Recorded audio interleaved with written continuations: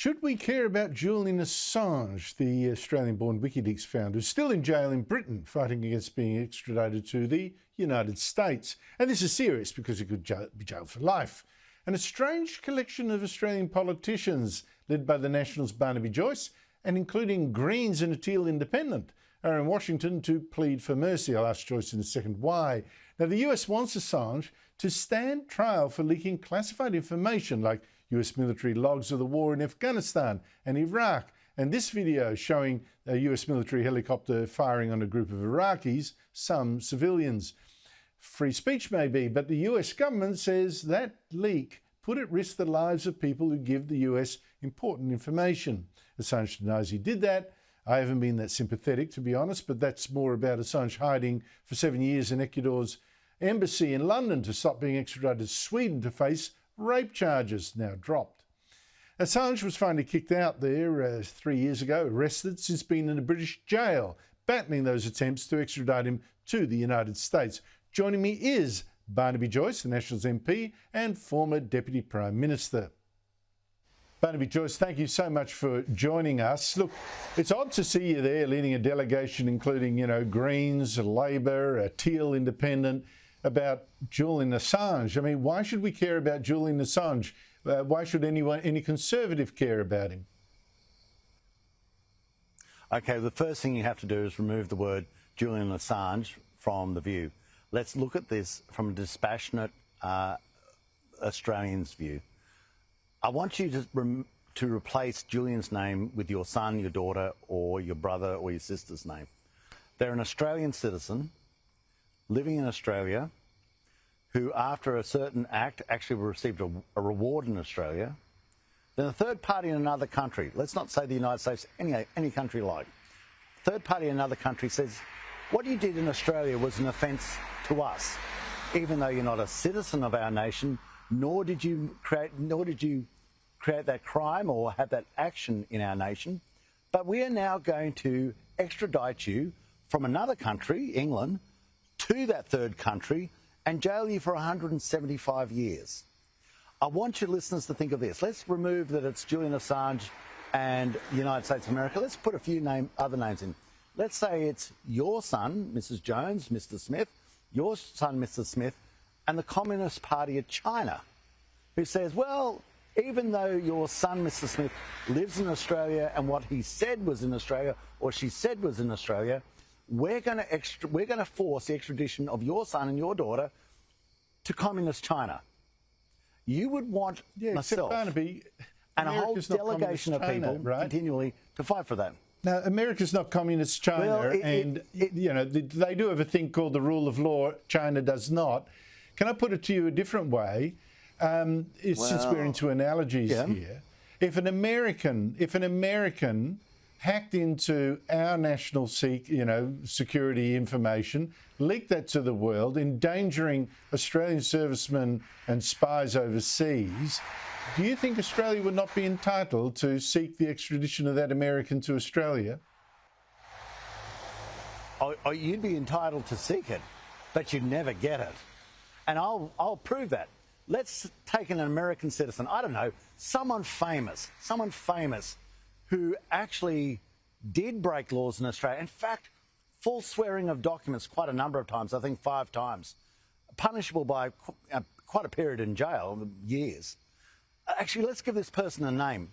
Let's call them Johnny Depp and Amber Heard, who false swear documents about whether they had in possession of themselves dogs. Do you think for 1 second, a minutiae, that the United States of America would allow the deportation of Johnny Depp and Amber Heard to serve jail term in Australia? Do you honestly believe they would do that? Of course they wouldn't. Well, I really don't know if an analogy about... but hang on. You're talking here about swearing a false statement involving a dog, of 2, Pistol and Boo. Well, hang on. I'm talking about national security endangering lives. But look, I get your point. The thing is, okay, well, can I go to the chronology of this? I think it's really important we understand the chronology of this. I really do, for the Australian people.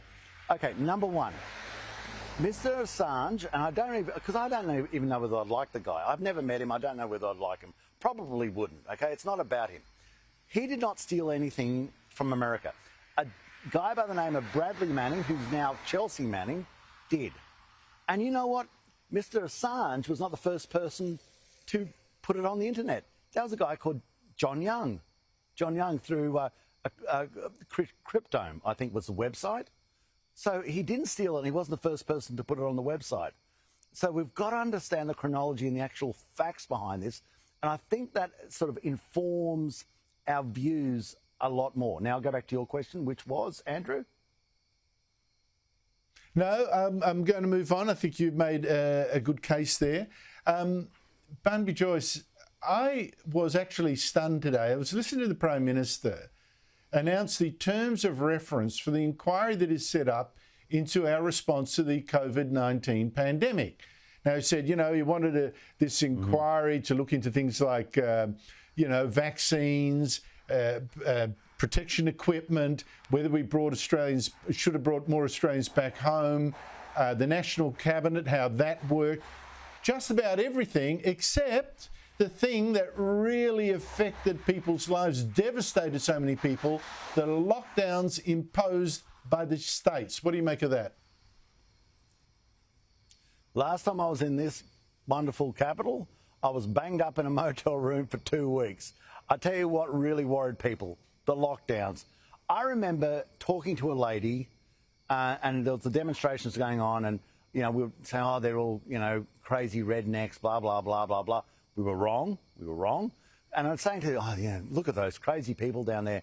And her saying to me, Barnaby, I'm one of them because I'm sick of being locked in my house. I've had enough of this and we've got to move on. And let's look at this right now. Imagine, there are people all around the streets right now with COVID, without a shadow of a doubt. Imagine if we just said, now I'm going to lock you in your house for 2 weeks. No questions asked. You would lose your mind. And that's what happened to so many people. That's why suicide rates went up. I mean, that is the issue which people have to ask this question about. How did Australia go off its head for a period of time? What happened there? But how come it's not in the inquiry, do you think? Because it doesn't suit the purpose. You know what? You never call an inquiry unless you know the outcome. They know the outcome they want. And that's how the inquiry is framed. Because if you go into the other areas, of course, it doesn't look so good, because you'd go down to Victoria and say, in a country that was kind of insane, this was the principality of insaneness. Yeah, and don't forget Queensland, the other premier that's still there from this period, and she's facing an election very soon, so she wouldn't want an inquiry into, state border lockdowns, cruelly keeping people apart, etc., whether that was entirely necessary. But I think Dan Andrews is obviously the one that's being protected on the phone most. You don't think they're not on the phone to one another? Please don't do this to me. I've got an election coming. Of course they are. It's a frame-up. Is that right? Look, I don't doubt you're correct. I just think the whole thing stinks, really. It stinks of a real setup. But what can you do? I don't know. Maybe the public's sick of hearing about it anyway. I don't know. Do you think there's going to be an outrage about this, or people are just glad not to hear anything more about it? That's the other thing. Andrew, that's another thing. I mean, I thought we kind of moved on. Like, this is sort of like trawling back over the ashes. To be quite frank, I was so surprised, and you brought it up to my attention because I'm over here, that this has been called. I mean, it's over and done with. It's forgotten about. We've moved on. It was a botch-up. It was a fiasco. It cost us hundreds of billions of dollars. And I think that's the indictment, how many hundreds of billions of dollars we have on our debt because of this. And might I remind you, the Labor Party wanted us to spend more, not less, more. Correct. Barnaby Joyce, thank you so much indeed for your time. My pleasure.